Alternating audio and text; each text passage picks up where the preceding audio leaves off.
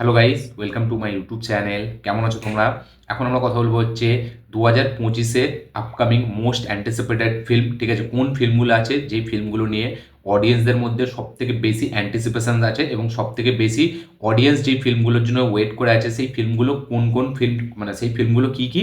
এবং আইএমডিবি তারা একটা লিস্ট ছেড়েছে, ঠিক আছে, যার মধ্যে 10টা ফিল্ম আছে আপকামিং ফিল্ম, যেগুলো 2025-এই রিলিজ হবে।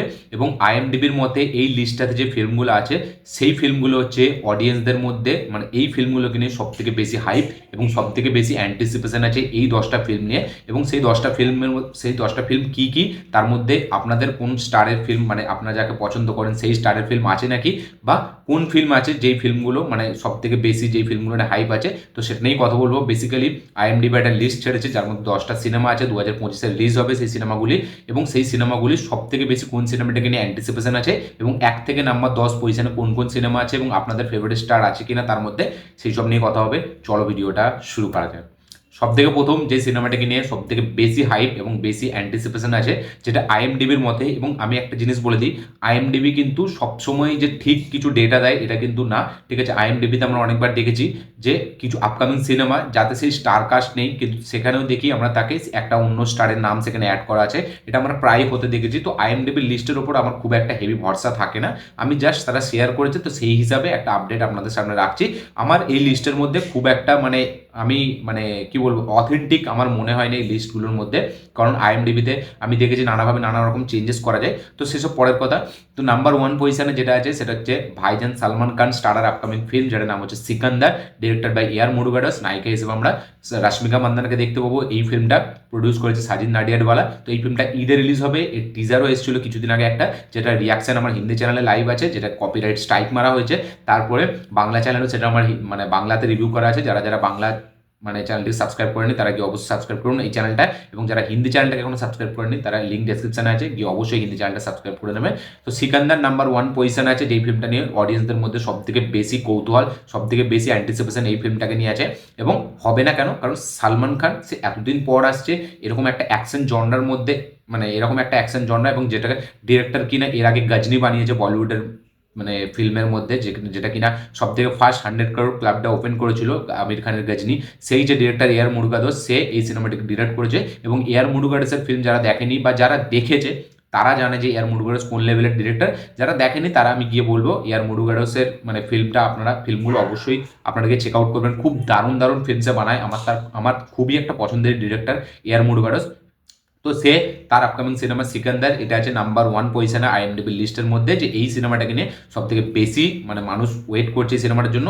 আবার সালমান খানের এতদিন পর একটা কামব্যাক হবে, তাও আবার অ্যাকশন জনরাতে, যেটা সে লাস্ট আমরা তাকে টাইগার জিন্দা হতে দেখেছি। এবং সালমান খানের স্টারডমটা কোন লেভেলে সেটা আমাদের কিছু বলার কিছু নয়। তার খারাপ সিনেমা কিসিকা ভাই কিসিকা জানের মতো সিনেমা 150-200 কোটি টাকার কাছাকাছি বক্স অফিস কালেকশন দিতে পারে, তাহলে এই সিনেমাটা যদি হালকা পজিটিভ রেসপন্স পায়, টাইগার 3-এর মতো সিনেমা যদি 450 কোটি টাকা যেতে পারে, তাহলে এইখানে সাউথের ডিরেক্টর এবং বলিউডের অ্যাক্টার সেই কম্বিনেশনটা জাস্ট কি ক্যাশ হতে চলেছে। তো সেইটার জন্য মানুষ খুবই ওয়েট করে আছে। তো আমি এটা বলবো যে 1 নম্বরে সিকান্দার, এটা আমার মতেও ঠিক। তো 2 নম্বরে আছে হচ্ছে আমাদের ইয়াসের আপকামিং সিনেমা টক্সিক, যেটা ডিরেক্ট করছে গীতু মোহন দাস, যাতে 3টে নায়িকা থাকবে। ইয়াসের কেজিএফ এর পরে এই ফিল্মটা আসতে চলেছে, যার একটা বার্থডে পিক, একটা গ্লিমস কিছুদিন আগে ইয়াসের জন্মদিনে রিলিজ করা হয়েছিল 8ই জানুয়ারি।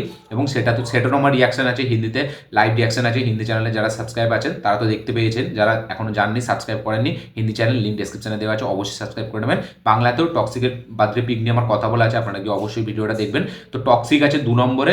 টক্সিকও তার কিছু কারণ আছে, কারণ ইয়াস আফটার কেজিএফ তার হিউজ একটা সাকসেসের পর, হিউমাঙ্গাস একটা রেসপন্সের পর কেজিএফ স্টার ইয়াস আসছে টক্সিক নিয়ে। এবং এটাও একটা গ্যাংস্টার জনরার ফিল্ম, এটা একটা পিরিয়ডিক ফিল্ম, যেটা 1970s বা 60s বেস্ট হচ্ছে একটা গ্যাংস্টার ড্রামা ফিল্ম।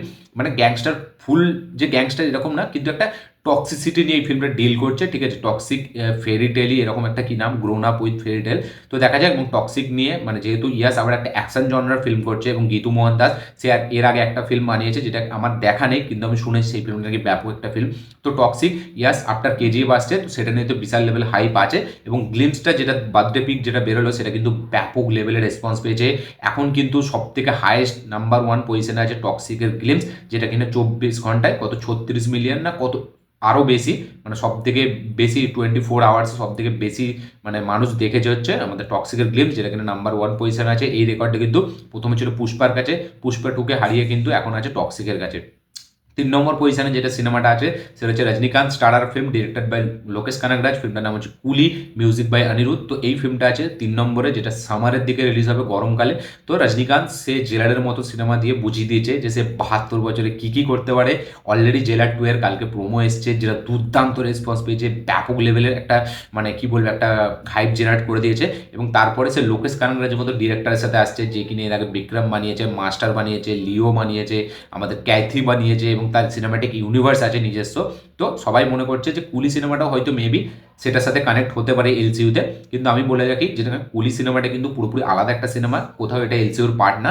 এবং কুলিরও যখন গ্লিমস এসেছিল, একটা মানে টিজার এসেছিল, সেখানেও তার যে স্টাইলাইজেশন, রজনীকান্তকে যেভাবে প্রেজেন্ট করেছে, ঠিক আছে, ওই যে গোল্ড স্মাগলিংয়ের একটা ব্যাপার এখানে আমার মনে হচ্ছে থাকতে চলেছে। তো সেইখানেও কিন্তু রজনীকান্তকে হেভি লাগছিল, একদম রজনীকান্ত পুরো ফাটিয়ে দিয়েছিল। তো কুলি নিয়েও কিন্তু বিশাল হাইপ আছে, বিশেষ করে সাউথ অডিয়েন্স তো ব্যাপক আছে। এবং রজনীকান্ত কোন লেভেলের স্টার আমরা সকলেই জানি, সে তার একটা বিশাল বড় লেভেলের একটা স্টারডম আছে, ফ্যান বেস আছে। তো কুলিকে 3 নম্বরে রাখা হয়েছে।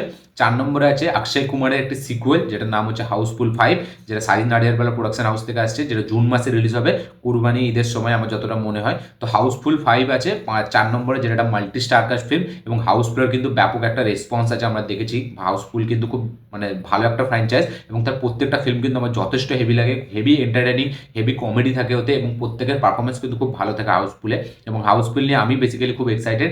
এবং 2025 কিন্তু আমি অক্ষয় কুমারের ফিল্মগুলোকে নিয়ে সব থেকে বেশি এক্সাইটেড, কারণ অক্ষয় কুমারের প্রত্যেকটা সিকুয়েল ফিল্ম আসতে চলেছে 2025-এ। জলি LLB 3, হাউসফুল 5, ওয়েলকাম টু দ্য জঙ্গল। তো ব্যাপক ব্যাপক সিকুয়েল ফিল্ম তার আসতে চলেছে, এবং সবকটা কিন্তু কমেডি জনরার। এবং অক্ষয় কুমার কোন লেভেলে কমেডি করতে জানে এটা তো আমাদের নতুন কিছু বলার নেই। তো অক্ষয় কুমারের হাউসফুল 5 নিয়ে কিন্তু যথেষ্ট মানে আমি এক্সাইটেড। এবং 4 নম্বরে আছে হাউসফুল 5। 5 নম্বরে আছে টাইগার শ্রফের বাগি 4, ইয়েস, সাজিদ নাডিয়ারওয়ালার প্রোডাকশন হাউস থেকে, ডিরেক্টেড বাই হার্টস। তো সেই বাগি 4, যেটা কিছুদিন আগে দুটো পোস্টার রিলিজ করা হয়েছিল, দুটো না তিনটে মনে হয়, একটা এমনি ফিল্মের পোস্টার, এবং একটা টাইগার শ্রফের ওয়ার্কআউটের পোস্টার, এবং একটা সঞ্জয় দত্তের পোস্টার। তো মানে বাগি 4-এর যখন ফার্স্ট পোস্টারটা আসে, সেটা নিয়ে কিন্তু ভালো একটা মানে কি বলবো একটা কথাবার্তা হয়েছিল, যে হয়তো এবার টাইগার শ্রফের কামব্যাক হবে। এবং বাঘি, যেটা হচ্ছে টাইগার শ্রফের সব থেকে সফল ফ্র্যাঞ্চাইজ, ঠিক আছে, তার প্রত্যেকটা ফিল্মই কিন্তু দারুণ ব্যবসা করেছে। তো সেই ফিল্মটা মানে বাগি 3 করোনার টাইমেও এসে 200-250 কোটি টাকার বক্স অফিস কালেকশন করেছে, সেটা কিন্তু হিউজ। তো আমরা টাইগার শ্রফের এখন কোথায় ফেস যাচ্ছে আমরা সকলেই দেখতে পাচ্ছি, তার ব্যাপক বাজে লেভেলের অবস্থা। তারপরে সে লম্বা একটা ব্রেক নিয়ে বাগি 4 করছে। তো বাগি 4 আছে 5 নম্বরে, যেটা কি নিয়ে মানে অডিয়েন্সদের মধ্যে মানে বেশি একটু কৌতূহল আছে। 6 নম্বরে আছে প্রভাস স্টারার ফিল্ম রাজা সাহেব, ডিরেক্টেড বাই মারুতি। এটা একটা হরর কমেডি ফিল্ম, এতে নায়িকা হিসেবে আমরা মালবিকা মোহননকে দেখতে পেতে চলেছি। তো রাজা সাহেব, যেটা এপ্রিলে শোনা গেছিল রিলিজ হবে, কিন্তু এখন শোনা যাচ্ছে এই ফিল্মটা পোস্টপন হবে। তো দেখা যাক সেই ফিল্মটা মানে রাজা সাহেব কবে রিলিজ হয়। রাজা সাহেবের টিজারটা এসেছিল, কাইন্ড অফ একটা মিক্সড রেসপন্স পেয়েছিল। এবং রাজা সাহেব মানে সালারের কালকির পর নেক্সট ফিল্ম হচ্ছে রাজা সাহেব, যেটাকে নিয়ে মানুষের মধ্যে খুব একটা অডিয়েন্সদের মধ্যে একটা অ্যান্টিসিপেশন বিল্ড হয়েছে, যার জন্য IMDb এটাকে 6 নম্বর পজিশনে রেখেছে। 7 নম্বরে আছে ওয়ার 2, যেটা আমার মনে হয় কিনা মানে নাম্বার 2-এ থাকার দরকার টক্সিকের জায়গায়, কারণ ওয়ার 2 নিয়ে কিন্তু বিশাল লেভেলের হাইপ আছে, বিশাল লেভেলের এই ফিল্মটা নিয়ে মানুষের মধ্যে অ্যান্টিসিপেশন আছে। কারণ এই ফিল্মটাতে সাউথের জুনিয়র NTR এবং আমাদের বলিউডের ঋত্বিক রোশন, তারা দুজনে আছে, এবং দুজনেই কিন্তু ডান্স মানে তাদের ডান্স নিয়ে কোনো কথা হবে না। জুনিয়র NTR তার অ্যাক্টিং নিয়ে কোনো কথা হবে না, ঋত্বিক রোশনের অ্যাক্টিং নিয়ে কোনো কথা হবে না। এবং ওয়ার একটা সফল ফিল্ম, যেটা 450 কোটি টাকা 2019-এর মতো সালে এসে কামিয়ে গেছে, এবং সিদ্ধার্থ আনন্দ ডিরেক্ট করেছিল। ওয়ার 2 ডিরেক্ট করেছে আয়ন মুখার্জি। এবং এই ফিল্মটা নিয়ে যত দিন দিন এক্সাইটিং আপডেট উঠে আসছে, সেগুলো দেখার পর কিন্তু আরও এই ফিল্মটা নিয়ে হাইপ বাড়ছে। এই ফিল্মে একটা ডান্স নাম্বার থাকবে, যেটা ঋত্বিক রোশন এবং জুনিয়র NTR-এর মধ্যে হবে, এবং দুজনেই মানে সেই লেভেলের ডান্স করে আমরা সকলেই জানি। তো সেই ডান্সের ফেস অফটা দেখার জন্য আমি বেশি এক্সাইটেড। এবং এটা একটা স্পাই ইউনিভার্সের ফিল্ম, আমরা সকলেই জানি। তো দেখা যাক ওয়ার 2 কিরকম হয়। কিন্তু ওয়ার 2 এর যে হাইপ, সেই হাইপ হিসাবে কিন্তু এটা 2 নম্বর বা 3 নম্বর পজিশনে রাখার আমার মনে হয় এটা হয়, যে 7 নম্বরে তো কোনোভাবেই ডিজার্ভ করে না ওয়ার 2 এর মতো ফিল্ম, যেটা কিনা 2025-এর বলিউডের ফিল্মের দিক থেকে নাম্বার 1 সব থেকে বেশি হাইপ যেই ফিল্মটার আছে, মানে যেটা আমি অথেন্টিক যে হাইপ যাকে বলবো, সেটা ওয়ার 2 এর আছে। তো ওয়ার 2 এর 7 নম্বরে, এটা আমার দেখে একটু অবাক লাগলো।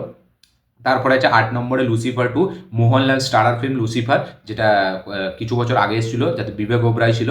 তো সেই ফিল্মটার সিকুয়েল হতে চলেছে Lucifer 2, directed by Prithviraj Sukumaran. এই ফিল্মটা মার্চ মাসে রিলিজ হওয়ার প্ল্যান করেছে, মেকার্স তরফ থেকে অফিসিয়াল অ্যানাউন্সমেন্ট এসছে। তো দেখা যাক, লুসিফার 2 8 নম্বর পজিশনে আছে, আমি বলবো ঠিকঠাক, কারণ মালায়ালাম ফিল্ম নিয়ে অতটা সেই লেভেলের হাইপ থাকে না। তো 8 নম্বরে আছে, আমি বলবো ঠিকঠাক আছে।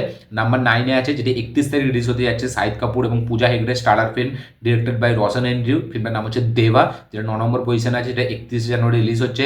দেবা দুটো প্রমোশনাল কন্টেন্ট এসছে, একটা টিজার এবং একটা গান, দুটোই কিন্তু ব্যাপক লেভেলে সাড়া ফেলেছে, ফ্যান্টাস্টিক লেভেলের একটা রেসপন্স পেয়েছে। বিশেষ করে শাহিদ কাপুরের পারফরমেন্স নিয়ে খুবই কথা হচ্ছে, দর্শক মহলে, রিভিউ, ক্রিটিক্স সবার কাছে কিন্তু শাহিদ কাপুরের পারফরমেন্স হেভি লাগছে। সেটা গানে তার এনার্জি লেভেল বলি, বা টিজারে যেরকম টিজারটাকে এডিট করা হয়েছে, সেখানে যেরকম শাহিদ কাপুরের পারফরমেন্স, শাহিদ কাপুর কিন্তু ব্যাপক কিছু ডেলিভারি করতে চলেছে এই ফিল্মটার মাধ্যমে। তো দেখা যাক। 9 নম্বরে দেবা আছে, ঠিক আছে। দেবা যেহেতু শাহিদ কাপুর খুব একটা সেই লেভেলে ফেমাস হলেও তার ফিল্মে অতটা লেভেলের থাকে না, হাইপ থাকে না, যে এটা একটা শাহরুখ, সালমান, আমির বা ঋত্বিকের থাকবে, সেই লেভেলের তো নয় সে স্টার। তাই জন্য 9 নম্বরে আছে, আমি বলবো ঠিকঠাক আছে। এবং দেবা একটু রিমেক ফিল্ম, ঠিক আছে, পৃথ্বীরাজ সুকুমারের স্টার মুম্বাই পুলিশের অফিসিয়াল রিমেক, যদিও আমার সেই ফিল্মটা দেখা নেই। এবং দেবা নিয়ে কিন্তু আমি বিশাল লেভেল এক্সাইটেড, আমি 31 তারিখে এই ফিল্মটা দেখবোই, আমি যাই হোক করে হলো।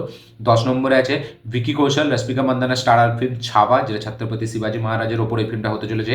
এই ফিল্মটা ইনিশিয়াল রিলিজ ডেট ছিল পুষ্পার সাথে ক্ল্যাশ হওয়ার কথা ছিল।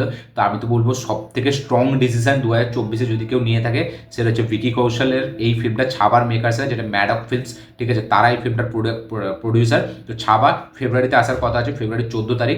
দেখা যাক ছাবা কিরকম কি রেসপন্স করে। এবং এই ফিল্মটা দিয়ে কিন্তু ভিকি কৌশল তার অ্যাক্টিং স্কিলটাকে আরও এক লেভেল ওপরে নিয়ে গেছে। দেখা যাক রশ্মিকা মান্দানের পারফরমেন্সটা এখানে কিরকম হয়। এবং ছাবা যেহেতু ভিকি কৌশল এই উঠতি একটা স্টার, ঠিক আছে, সে দারুণ পারফরমেন্স দিলেও সে একটা কি বলবো, একটা রণবীর কাপুরের রেঞ্জের অ্যাক্টার না, বা সেই লেভেলের স্টার না, বা একটা আমাদের শাহিদ কাপুরের লেভেলের স্টার না, কিন্তু তাও যে তার ফিল্মটা 10 নম্বরে আছে, এটা আমি দেখে খুশি হলাম।